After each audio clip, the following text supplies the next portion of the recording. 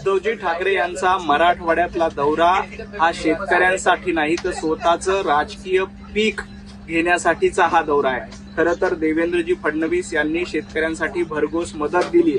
जवळपास 32,000 कोटी रुपयांचं पॅकेज दिले। शेतकऱ्यांच्या खात्यामध्ये थेट रक्कम जमा होते। असं असताना नौटंकी करण्यासाठी उद्धवजी ठाकरे हा दौरा करतायत। स्वतःचं राजकीय पीक घेण्यासाठी मराठवाड्याच्या बांधावर उद्धवजी आम्ही त्या निवडणुकांना सामोरं जाऊ।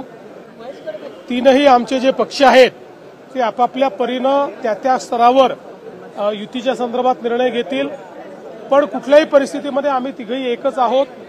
कुठे युती झाली नाही तरी आमची पोस्टपोल युती होईल।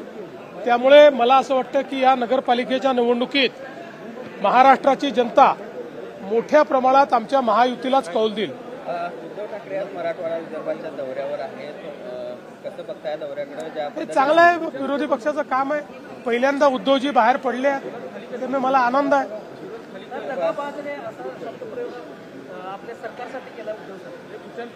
उद्धव ठाकरे टोमणे मारण्याच्या पलीकडे काहीच करू शकत नाही। मी तर यापूर्वी देखील सांगितलं की विकासावर केलेलं त्यांचं एक भाषण दाखवा आणि 1000 रुपये मिळवा।